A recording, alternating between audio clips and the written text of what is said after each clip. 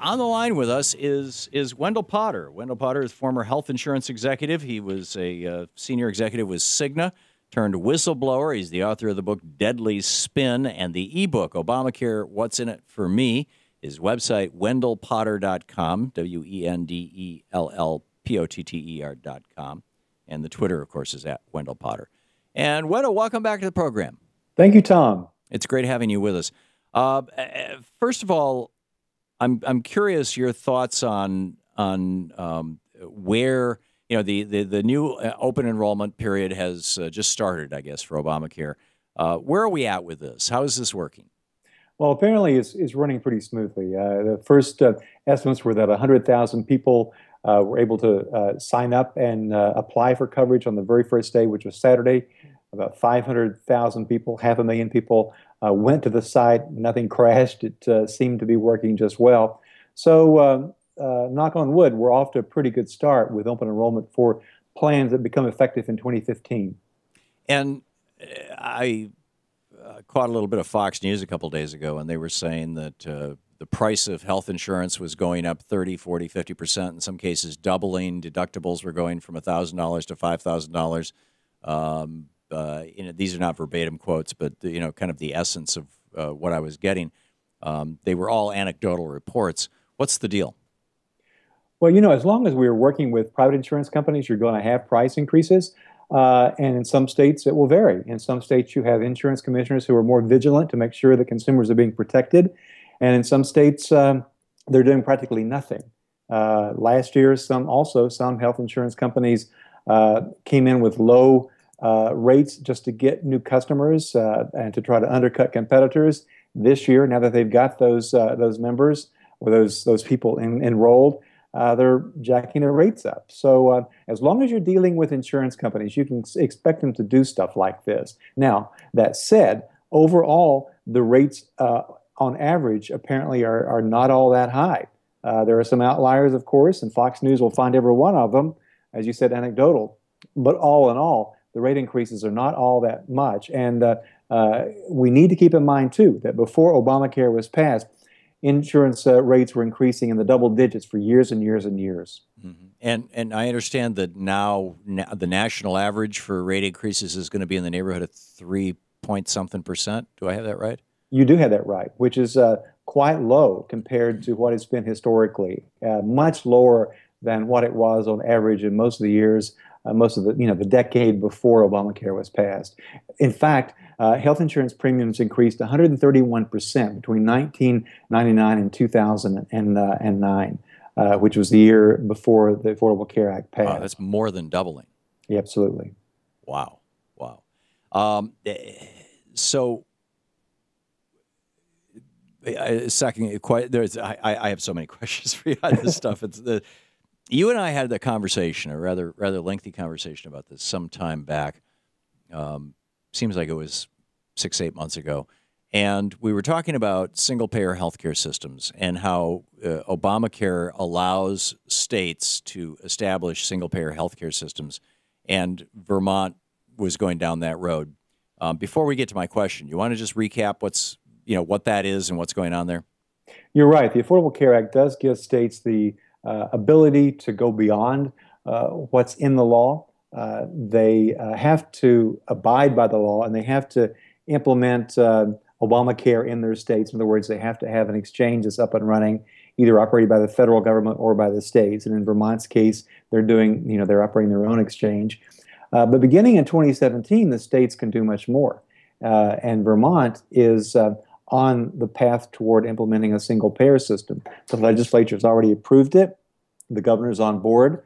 But it has to be a phase-in. In other words, it can't be implemented until 2017 because of the provisions in the Affordable Care Act. But they are on their way. So when we talked about this, you made a comment. Correct me if I'm wrong. I'm doing this from memory. I don't have a transcript in front of me. But my recollection is that you made a comment that don't be surprised if an enormous amount of health insurance company money shows up in Vermont in the next gubernatorial election to try to kick Peter Shumlin out, who was the head of, he was a senator in Vermont when I lived there. He was the head of the Senate for a while, and then he ran for governor, and he became the governor, and he ran on a campaign, on a platform of instituting single payer. He won. The Democrats held the Senate and the House in Vermont. They passed a single payer system.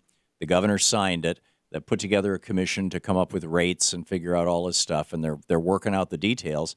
And when you said to me, and I lived in Vermont for 10 years, when you said to me, you know, look out, that race may end up being a lot tighter than you think, I didn't, frankly, take that very seriously, and I don't think anybody in the national press did. But this was one of the big surprises of this last election, was that Peter Shumlin won in a squeaker. Was that the result of insurance company money coming into the state, or was there something like a third-party candidate or something else that caused that to happen? Well, I wasn't a bit surprised. There were multiple candidates who were running, and you're exactly right, though. Shumlin just barely made it. And I do expect that we will find out that there was insurance money, probably not all that directly traceable, because that's one thing you need to keep in mind. A lot of money to influence campaigns and public policy is untraceable. It's dark money. And we'll see, I think, more of that as Vermonters go forward in trying to implement this, that a lot of money will be spent trying to scare people away from it. But I do think that they were involved in efforts to try to see if they could defeat Shumlin this time as well. Now, the big fear of the health insurance industry with regard to Vermont is Saskatchewan. Tell us that story. Well, Saskatchewan was the first province in Canada to implement a single-payer system. So I've always said that I think if we implement a single-payer system in this country, we may follow what happened in Canada. Canada didn't start at the federal level. It started at the provincial level. And Saskatchewan, which is one of the smaller provinces, implemented a single-payer system. Other provinces paid attention, and pretty soon the federal government did, and it became a federal law. Provinces have latitude. It's not all identical in the way that it's being implemented, but it's a single-payer system that started just like we may start here at the state level, provincial level in Canada. And this, you know, when did this start? How rapidly did it move across Canada? And how do Canadians in general look back at that experience in Saskatchewan and the guy who did it? I think his name was Tommy Douglas, wasn't it? It was Tommy Douglas, and Tommy Douglas was a Baptist minister, someone who was very, very concerned about the lack of access. A lot of folks who were his friends and neighbors and throughout Saskatchewan, they just didn't have the level of access to care that he felt they should. So he really embarked on an effort. He was relentless. He became premier of the province and ultimately served in Parliament in Ottawa. But it was his unrelenting leadership that led to the Canadian system. And he was an evangelist for what the folks set up in Saskatchewan, and was very instrumental in the act in Ottawa that made it established the Canadian healthcare system. Again, the provinces have quite a bit of latitude. It's not exactly the same in British Columbia as it is in Saskatchewan, as it is in Ottawa, Ontario, or Quebec, but it's largely uniform, much more so than here. And in every province, it is a single-payer system in which the government pays for your health care. Yeah, and this has the health insurance industry in the United States knocking their knees together here. We're talking with Wendell Potter, former health insurance executive with Cigna, turned whistleblower. He's the author of a couple of books, Deadly Spin, and a new ebook, Obamacare, What's in It for Me. His website, wendellpotter.com. We'll be back in just a moment with more of my questions for Wendell Potter. This is the Thom Hartmann Program. wendellpotter.com, Wendell, Potter.com.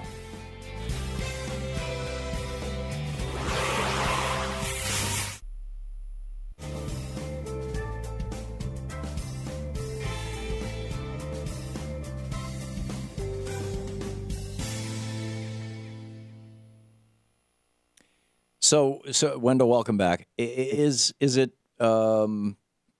reasonable to say, and this is purely my speculation, you're the expert on this, but I'm guessing, and tell me if I'm right or not, that back when Tommy Douglas proposed a single-payer healthcare system in Saskatchewan, the health insurance industry in that country was not as large or well-funded or aggressive as it is here in the United States. B, they may not have had the same kind of antitrust protections that ours does or not. I don't know.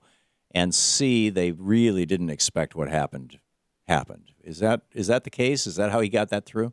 You're exactly right. Now, that said, there was intense opposition from organized medicine throughout Canada. The Canadian Medical Association was very much against this, and doctors even went on strike, and they enlisted the support of the American Medical Association. But they were able to overcome that. People just really came to realize that this was a much better way to go than what they'd been used to. But your point is absolutely correct, that they didn't have the special interest that has developed in this country in the form of very, very profitable, well-entrenched insurance companies that really would stand in the way, if they possibly can at all, of a single-payer system being implemented here. So it's not going to be an easy lift by any means for the Vermonters or any other state to pull this off. But I think it's possible. I really think that people can be made to understand that things can be a lot better, but it's going to take a considerable education effort in Vermont and elsewhere to make that happen. How has this evolved in other countries?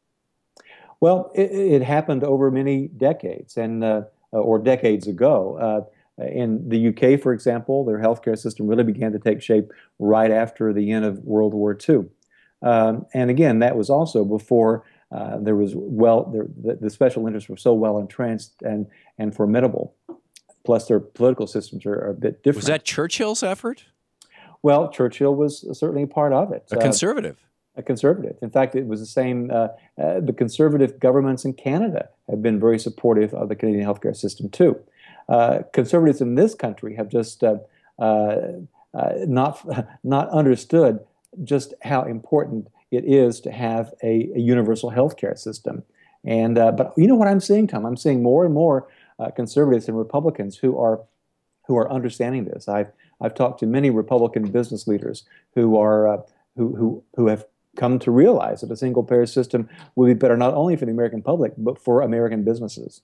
Right. Well, it seems like if you have a single-payer system and you're saving, 10, 20, 30, 40, 50% of your healthcare costs, and that's money that can be productively used elsewhere in the economy, that would be the kind of Barry Goldwater, old-fashioned conservative position to take.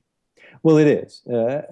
What we will have to overcome, of course, is the money in politics that keeps so much from happening in this country and has been really the reason for so much gridlock in Washington and elsewhere. It's not so much that the Republicans alone are opposed to this, but so are many Democrats, and they have been just as much in the pocket of special interests as Republicans have. Yeah, remarkable. We're talking with Wendell Potter. We'll be right back. Stick around.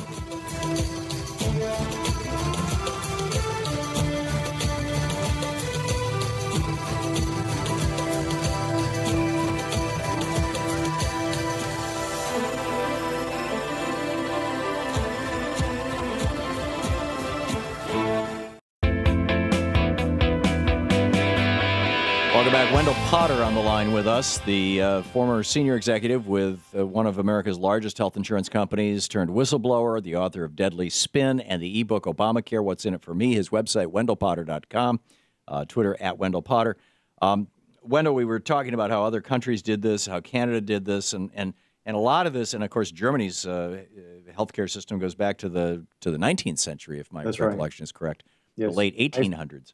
That's correct. And all of these systems came into place before there were large, well-entrenched, and mind-bogglingly rich health insurance companies. I mean, you got United Healthcare has had 2 CEOs in a row that have both taken more than $1 billion just in compensation. Imagine the kind of war chest that a company like that has for influencing legislation and influencing individuals. How is it? If the true conservative position, the old-fashioned Barry Goldwater conservative position, if the conservative position with regard to health costs and health care would be, we want to provide the best care to the largest number of people at the lowest cost possible, the experience of virtually every country in the world indicates that single payer or mandatory enrollment with a requirement of nonprofit status like they have in Switzerland, that these are the ways to do this. How is it that people in the United States who call themselves conservatives don't get this? How have they been brainwashed? Am I missing something? Is there some conservative piece to having for-profit corporations basically rip us off? What am I missing? Well, it is not that I wouldn't use the term brainwash so much as I would gullibility. And we're all gullible to spin. And that's why I wrote the book, Deadly Spin, and called it Deadly Spin. I'm susceptible to it, and so are you, and every one of us. And that includes business leaders. We've been led to believe that we have the best healthcare system on the planet, and people think that the system we've got can't be improved on. Well, they believe it can be improved on, but they can't imagine that any other country could do it better. And they just simply don't understand how other systems work. I think it will take, Tom, some business leaders who are quite willing to step up and say, look, our system makes no sense. It's not good for American businesses. We're losing our global competitiveness with the system we've got now. Why should companies continue to be in the business of offering benefits as they have in the past? It just doesn't make sense. It's not a core competency of businesses. So I think it can be done. It's not going to be easy, but I think it will require some business leaders also to step up and try to help persuade their fellow business leaders that things need to change. Right. The open enrollment policy, or the open enrollment period for Obamacare, healthcare.gov, is open right now. And if you don't have health insurance, you can go over and find out what kind of subsidies you can get, what it'll cost, what's involved, what plans are available. So be sure to check that out. And Wendell, why is it that there's only this window of a month or two every year when people can sign up for health insurance, and the rest of the year they can't? Well, it mimics what goes on in the workplace. And employers that offer coverage have this open enrollment period and have for some time. And the same is true with the Medicare Part D program. You have a window of time. And it is designed to make sure that people don't wait until they absolutely are desperate for care before signing up. In other words, if there were not an open enrollment period, people might wait until they get a diagnosis of some awful disease before signing up for coverage, and wait and not begin paying their premiums until they are really in urgent need for care. So that's the reason. Yeah. And we talked about earlier Vermont going single payer, and it looks like that's probably going to happen starting in January 2016 or at the end of 2016? It would be the end of 2016, the beginning of 2017. Okay. The governor has said that he will he'll explain how he thinks it can be financed after the first of this year. So in 2015, the conversation will begin about how to pay for it. Right. So that's one way that we get national health care, is basically the way Canada did, which is one state does a single-payer health care system, says, hey, this works really well. Look at all the money we're saving. People are getting health care who weren't getting it before. Other states go, I want that, and it spreads across the United States. What are other ways? It seems like the next logical step would be simply to add Medicare as a public option, regardless of your age, to Obamacare as one of the options on the exchanges. Is that viable, or are there other ways? We have just a minute left, Wendell. Are there other ways for us to move beyond just this private for-profit system that we have? I think it is a way. At some point in the future, I think there could be enough progressives in Congress to implement a public option, which did not pass the last time. But it can be done at the state level as well, too. So I think there are more ways than one to get there. Can states, if a state did a public option, what's the mechanism? Would they use Medicaid? Would they use Medicare? Does the law allow for that at the federal level? Well, it does. In fact, Connecticut explored that. They would combine state workers with the Medicaid population, and that could be a way to move forward. Remarkable. Wendell Potter, former health insurance industry executive with Cigna, in fact, turned whistleblower. His book, Deadly Spin, is absolutely brilliant, a must-read. And his new ebook, well, it came out a while back, but it's there, it's up to date. Obamacare, what's in it for me? The open enrollment period at healthcare.gov is here now. Wendell, thank you for dropping by. My pleasure, Tom. Thank you.